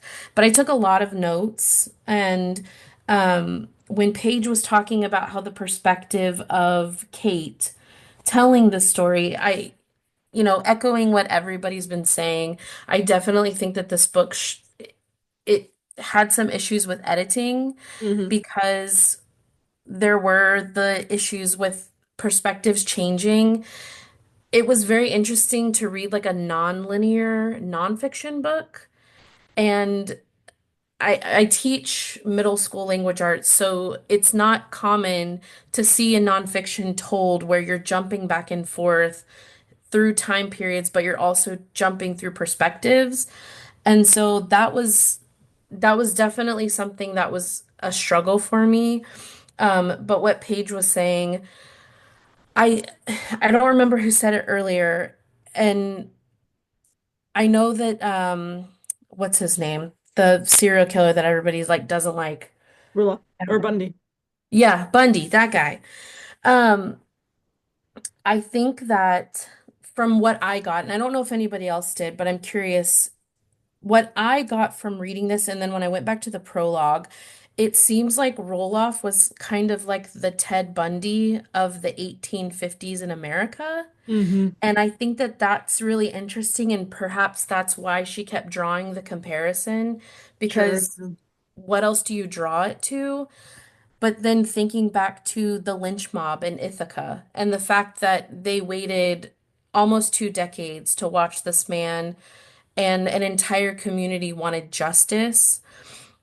I was also fascinated by the different people that wrote about him Mm. in such public ways. So, like the New York Tribune editorial board writing about what how brilliant he was. And then also who was it? There was another famous author, and he wrote about him also in the newspapers. And I was just fascinated Mark by, Twain. Mm. say that again? Mark Twain, yeah. Yes, Mark Twain. I was like, it Forgot was about that just too. fascinating to me. And I think, again, the reason I mentioned I teach middle school, there's a book called They Lost Their Heads by Carolyn Becchia. And it is targeted towards young adult readers, but it is a book all about how famous people died, these very interesting deaths. And I feel like that is a more well written version of what I think maybe Kate was trying to do. Yeah. That sounds Um, fascinating. it's super interesting. The kids love it. If you have anybody from the ages of like 8 and up and you're okay with them reading morbid things about famous people, Yeah. there's that one. And then there's another one called How They Croaked. It's not the same author, but they're similar concepts. Um, We read Radium Girls a couple years ago too by Kate Moore, and Kate Moore also has a Radium Girls edition for younger readers as well. yeah. Which I would Yeah, recommend. I put that on my to be read list because I saw the chat people are talking about it. But um I don't know. I definitely think that there were some things that were editing issues that Kate kind of struggled through. But overall, I did find it fascinating, and I wish that there were instances where she did dive deeper into some of the things like um she kind of starts a thought and then she doesn't truly flesh it out Mm. in ways that for the readers I feel could have been we could have more easily understood where she was coming from because I do think that I'm assuming that Roloff was the Ted Bundy of the 1850s, but I wish that she would have more clearly said that if that was the case. Mm-hmm. And also just some of the other things, like I'm assuming that he was the first person that helped us understand what psychopathy was. So I don't know if anybody else got that, but that was kind of what my takeaway was. And I'm sorry that I'm rambling. You're I'm good. nervous because this is my first time doing No, this. you're totally fine. Welcome. By the way, I'm Okay, so glad you were able to make it. thank you. Yeah, I hope this was a great first time. I did want to also mention in the chat as well, somebody was talking about Andrea was talking about how she was saying, Joanna, I feel validated as an editor. It bugs me so much how poorly edited so many books are these days. And it made me think about the book that went viral recently. And this is mean, but this is an indie author that I guess self-published on Amazon. Probably didn't have an editor, but apparently she used Chat GPT to write her book, some sort of AI, Gen AI, LLM or whatever to write her book because she left You know, when you type into ChatGPT or any of those LLMs and you're like, can you make my characters, pine after each other more? ChatGPT or whatever, whoever you're talking to will say, certainly, here is a way that you can make these characters pine after. And she accidentally copied and pasted that whole section in the book. So like in a paragraph, you're reading the book, and the next line it says, certainly, I can definitely help you make these characters pine after each other more. And I feel really bad, but at the same time I don't, because why are we using AI in our books? Anyway, so that made me think of that. It's not funny. I shouldn't be laughing. Not funny at all. Anyway, anybody else? Anybody else? We went for like almost 2 hours. This is one of our more divisive picks again, and I did not realize it would be Kitty. Hello, Kitty. Is that Chewy? Am I correct? No, which one's that one? Yeah, that one's Chonky. That's the big boy. Chonky. Yes. He's a big boy. Hi, baby. Oh, look at his shoulder. 22 pounds of love. I love him. Oh, Adrian. Hi, can you hear me? Yes. Hi, I'm excited to be here. It's the first time I've actually been able to join a Zoom for the book club. So oh, yay, welcome. But yeah, I gave this book 4 stars out of 5 overall. It did have some little problems that kind of bugged me. So even though I overall enjoyed it, I could not give it 5 stars. And I think I can second a lot of the comments that were made in terms of it kind of jumping around and making some comparisons that I didn't think were quite fair. But I think one of the things that I would comment on that hasn't been mentioned so far is, for context, I'm currently completing my doctorate in clinical psychology. So maybe this was a nitty gritty thing for me. But I felt like the author really kind of talked about antisocial personality and narcissistic personality sort of interchangeably. And that really bugged me because while there's certainly a Venn diagram of personality disorders and they have some things in common, I think what's really captured by making those two different diagnoses is that the person's motivations are way different. And so somebody who is a narcissistic personality disorder type would be somebody who is motivated by like their expansive view of self, right? And they're going to try to do things that are going to elevate themselves and bring them praise and attention, right? And somebody who's antisocial is motivated to get ahead at all costs and everybody else be damned. So, that's more about like trying to reach a goal, and a lot of times that's sort of like a criminal goal or like an anti-other people goal of some sort, which is sort of the idea behind it. But in my mind, I do think that he had some aspects of both for sure, but for Ruloff, I really felt like it was more narcissism. And I have trouble kind of grasping into that whole like he was so antisocial. I'm like, no, he cared a lot about what people thought about him. And he was such an egomaniac, right?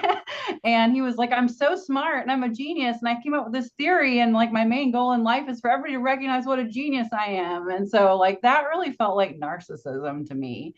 Yeah. And I don't know that that was really sussed out well by the author. And I would really love if authors would consult a psychologist when they talk about psychology topics, because I feel like that's a problem that could have easily been solved. And just clarifying, especially the chapter where she kind of discussed diagnosis. I forget what it was, like towards the beginning of the book, actually. But that really, I was just like, what is she even talking about? I'm so lost. That's one like nitpicky thing that I really couldn't get over for this book. Yeah, I feel like if you don't know what you're talking about, like myself, like those words can feel very interchangeable. And I would, if I was writing anything about it, I would definitely consult somebody who knew what they were talking about, because I think didn't I call him a narcissist earlier? Probably did. Yeah, So. and I mean, I think that's that's fair because the book didn't make it very clear. But what I did appreciate about it was that the author was able to talk about like some history of psychology a little bit and how phrenology wasn't just a throwaway. It actually had a place in history and how it kind of got us on to the next thing. And so I appreciated that part about it and kind of talking about how it brought us to like modern neuroscience and all that. So I was really excited about that part. And she obviously did a lot of research about psychology. I just feel like in terms of like understanding modern day diagnostic criteria, she just sort of skipped over that. She's like, this is a history book. Who cares about that? And it's like, no, but like no, but it matters. Like a modern context and we care about that. So right. Yeah, I just wanted to make that brief comment. No, thank you. Because I wouldn't have known. Yeah. Wouldn't have known just by reading the book. Adrian, I felt the same. I kept reading and thinking, Google is free. Google is free. For sure. Yeah, we had a discussion in the Discord about this. I forget who everyone was talking about. I think Morgan was talking about it. I think Nora was talking about it. Like, she never defines psychopath or psychopathy or like any of the terms she uses in the book. And we're like, well, is he a psychopath? Like, we don't know. Yeah, I forget everyone who was in the discussion, but it was a very sprightly discussion that was being had. This is Jax, by the way. He was screaming at the door. Everybody Hey, wants to Jax. see you. He's very camera shy. He's like, let me go. Anyway, thank you for that. Yes. That was briefly discussed in the Discord. I do remember that now. Tracy. Hi, can you hear me? Yes. Okay. I just wanted to comment on a couple of things that people were saying. I think it was Ray who made the comment in the chat about when it felt like things were just getting bored, she would bring in Ted Bundy to kind of tie things in. And I remember in the podcast, she kept talking about knowing your audience. So I felt like maybe that was part of that, where she kept bringing up the Ted Bundy because she was trying to know her audience. I thought from the podcast episode with her, it was really interesting. The lady who contacted her, who after reading the book, or was it the podcast? I think it was the book, and she could recognize her own situation and got out of it because her partner or husband or whoever was just as abusive. So yeah, it does show that the mediocre do not change after generations of going through this. I did read one of her other books, Deaths in the Air. It was really good. And I agree with her on the podcast where she said she had a lot more resources that were typed and not handwritten, and people were alive and stuff. So it felt like there was a lot more to that book compared to this one. I remember reading it, I think around the time when The Crown did the episode about that specific fog incident. So it's definitely one to read. I would recommend it.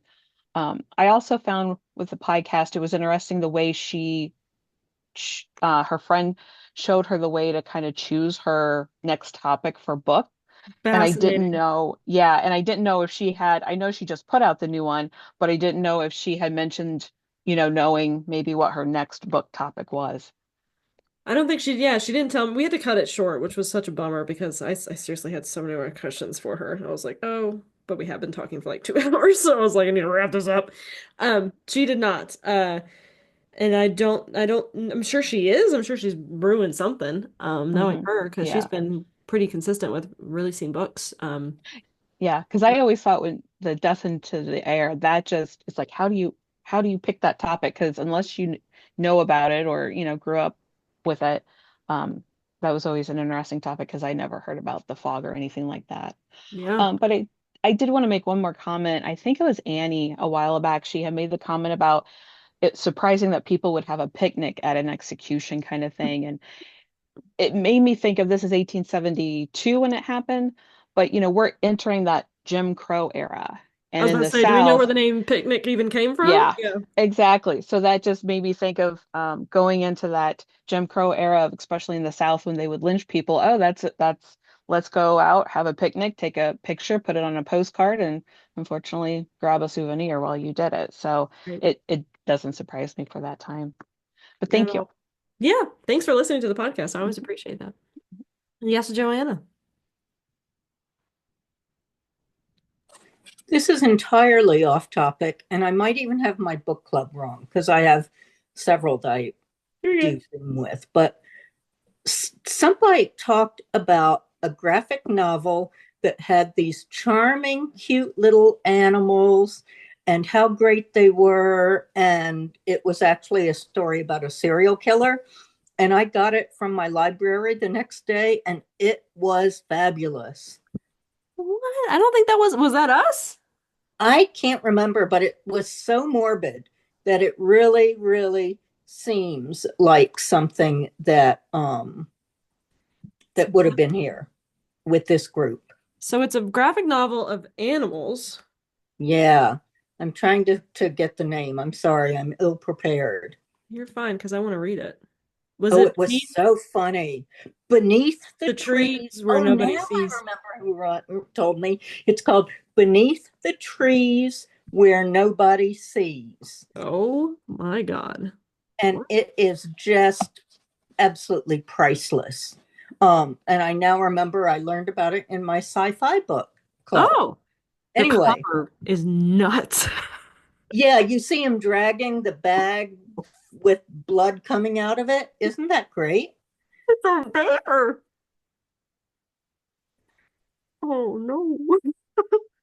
It's just the most charming book with such sick perversion. It's great. How many are there? It says number. Oh, there's a couple. What? Look I at only them. read this first one. It looks like there's multiple printings. It's the same book. They just have different covers. Patton Oswalt on the front says, "Finally, murder and forensics are adorable." What is this? This is hysterical. Oh my God, they're so. I love. All right, I'll be picking that up. I need a graphic novel, actually. I picked up the Kindred graphic novel because for one of the local bookstores that I'm in, one of the bingo slots is a graphic novel, and I can't really think of much else. Are you wanting to leave again? You want out? Come on. In or out? Pick which one. Okay, bye. Okay. All right. That's all. Anybody else? We're good? How about me? This That is was my 2 hours. first book club, and I haven't Oh I haven't yeah. hardly said nothing. So Anthony's gonna come swoop down in a car and pick me up in a few minutes. So it's no, now you're or good. never, I think. So we typically hit the raise hand feature, so we put everybody in queue. I might have Oh, we added do? you in. Okay, as a new person, I didn't know that's how we did that. No worries. Yeah, I might have added you in later when we were at capacity too, so you might not have even heard the beginning there. But go ahead, Ray. Yeah, I'm one of the people who really did not like the book at all. I felt like it was simultaneously too short to feel substantial, and yeah, turgid and bloated. Yeah, I felt bloated's a great word like for it. maybe this could have been an information piece in a newspaper that would have taken about 10 minutes to read and been more interesting. And I do feel just to clarify what I actually said about the constant inclusion at TED was just that not to. Oh, see, my ride's here. I gotta go. Are you in the Discord? Uh, I don't even know. I'm that new here, but I must go. No worries, no worries. Follow us on Instagram, and from there, if you send me a message, I'll make sure you're in the Discord. Okay, thanks for having me. I'll see you next month, hopefully. Okay, bye. Bye bye. Andrea. Hi, where's my video? This is my first, and I just wanted to say hello. This has been Hello. lovely. I've been active in the chat, but I didn't show my face, so it's nice to meet you all. Thank you. Yes, thanks for coming. I've had so many new people in here. I love it. I appreciate your comments. You've been very active in the chat, and I do appreciate that. Very much Thanks. so. Cool. Looking forward to the next one too. Yes, of course. And I was about to say too, the Ed Gein graphic novel is graphic, but fantastic. That one I have read. Susan. Let me make sure. I'm also trying to keep up with the chat as well. Sorry, guys. I'm very behind. Okay, hold on. Sorry. You're good. So hi, hello everyone. So it's like my first official meeting. Like I have been into multiple before, but I had been in the background because I had some a lot of stuff, health, my cat dying, a couple of things happening. Yeah. but like I have been following, but like more like behind the scenes kind of way. All good. You're welcome either way. So like I gotta tell you this. So like I was born in North Carolina. I'm like Turkish American, and I told my mom about this, that you're from, North Carolina and you have cats and everything. And my mom is obsessed. Like she keeps asking about you, asking about your cats. She keeps Oh. like saying hi. Oh, I love that. What part of North Carolina were you born? Durham. Oh, okay. All right, yeah. Yeah. Go check out the triangle, the triangle chapter. Yeah, yeah. Like I mean, like I can't really necessarily like physically go there because I don't live there anymore. Like I'm in Istanbul right now. Oh, okay. So for now I'm in Istanbul, Turkey. So like I don't know. Well, if you ever come Yeah. back, you got a place here for you in our local chapter meetings for sure. But thank you so much. Yeah, cats are great. All is well over here. Cats are, scaling the walls and climbing the ceilings, but it's great. Cats are being cats. And I'm like following from Instagram and like trying to like see like what other chapters they're doing. Like it's so much fun and so amazing that we I love have this amazing group. Because I normally like I love like nonfiction, and like I usually ever since I was a kid, like I kept reading about nuclear bombs and everything, like everything that you can think of that are weird for normal people. And like when you read about those, you wanna talk about them because like some parts are like super amazing, and then people are like, Yeah. "Are you sure this is fun?" So This is like this is definitely the great. group of the weird kids that would read stuff like that in middle school and high school, and everybody thought they were weird. But look at us now. There's a whole group of us. Whatever. But like you need to know about this stuff, like even like for politics and science and everything. So Yeah, it's important stuff. absolutely. Um, I don't know like what I need to talk about, but like I liked the book. I was not like super obsessed with it, but like I liked the like how everything was put out, like the topic. But like the thing that pissed me off most was that like no matter how sophisticated or educated the people who are dealing with like Edward Ruloff, Mm-hmm. they're like super obsessed with him. Yeah. All of them. Like it's crazy. Like I was trying to think like maybe like people were more naive back then, but then like there's this part there talking about the gangs of like from different states like New York and everything. Like they're even mentioning the part where Daniel Day-Lewis's film Gangs of New York. Like those were happening. Like really like morbid flesh, like bloody gang stuff happening, and there's still people thinking that like Edward Rudolph is an angel Mm-hmm. because he's like self-educated, like genius person. Yeah. That was the most annoying part. But like the worst thing is that like this guy is a narcissist, and then the worst thing is the thing that happened to like the things that he did to his wife and children that happens every day. Mm-hmm. It's in like a it's basic horrible relationship 101 Yeah. that can happen to anyone. But like the thing is like the girl wasn't so like young, she didn't know about the world, and then Yeah. this tragic thing happened, and then no one was able to save her. And the upsetting part is that she and her baby didn't even get the chance to be buried. Yeah. No idea where they are. And that's the sad part. But like, I don't know. I don't feel like she's in the lake or whatever. I don't know. I think he said it to sound like, romantic. You know, some people fall for those like weird stuff. But like, I don't think he was respectful enough to even dump them in the lake or anything. Yeah, we'll never know. Well, thanks for So coming. I yeah. really appreciate it. Thank you so much for coming. Thank you for having this book, like not having this book, like book club, because like, Yes. it's impossible to find stuff like this, find groups like this, people like this. Yeah, And then right. like my favorite You're right. thing is that like I keep seeing people with their like pets I and know. on their like, background. I love it. I love them all. And like I don't know how many of you guys have pets and all. I'm sending kisses, hugs, everything Please kiss them for me. Yes, please give the cats all the love. Look, yay. And then I love everybody crocheting and knitting too. I've seen that going on and I love it. I respect it. I wish I could. I can knit very basic things, but that's about it. Okay, just two more people and then we'll wrap it up because yes, we've been here for 2 hours, which has been amazing. But we'll go ahead and hop into the palette cleanser after this. Thank you so much, Susan. And go ahead, Thank Joanna you. Latham? Latham? Latham, yeah. Latham. Okay.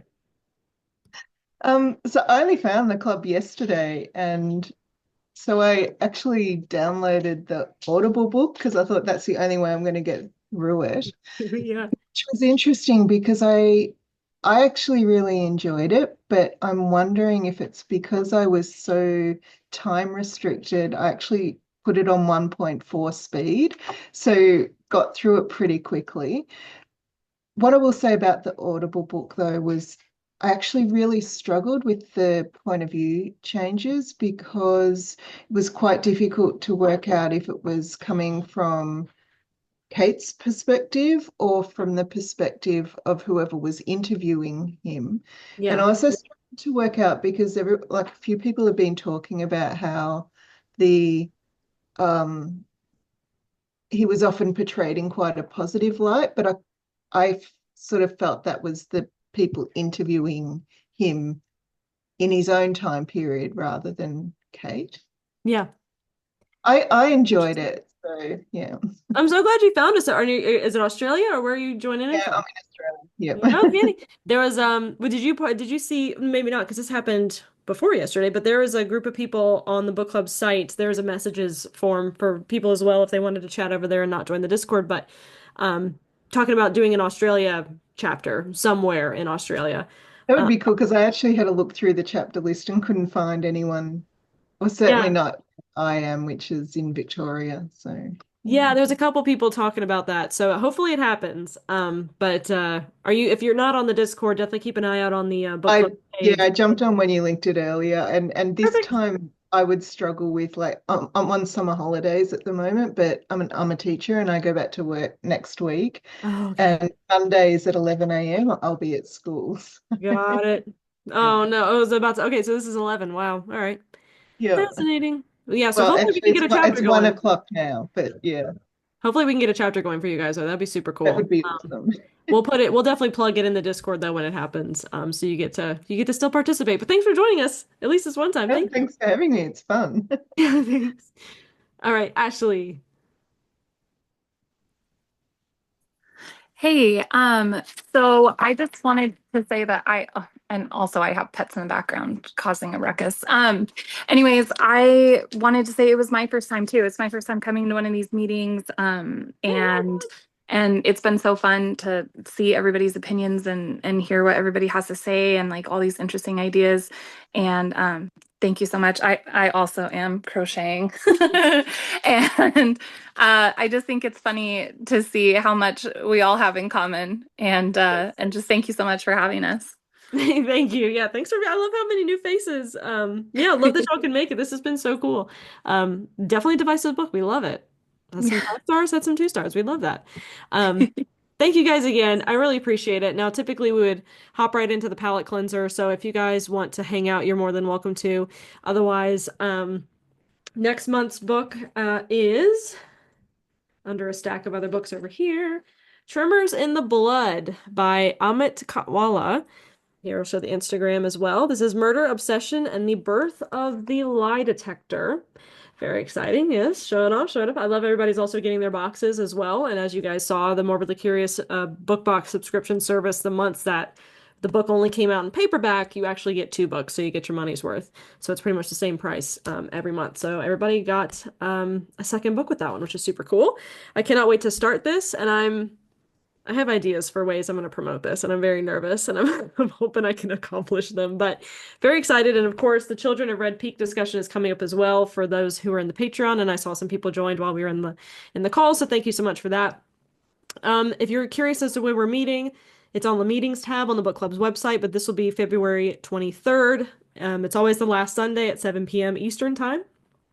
And then, as like Cam was saying too, the chapters typically meet at different times. Tomorrow I have Morbidly Curious Mooresville here in Mooresville, North Carolina, and then Belmont on Tuesday. So they're all going to be meeting at different times. So just check your schedule and what works best for you. Either you attend this or you attend a chapter. And again, if you want to start up a chapter, please let me know and go check out the podcast.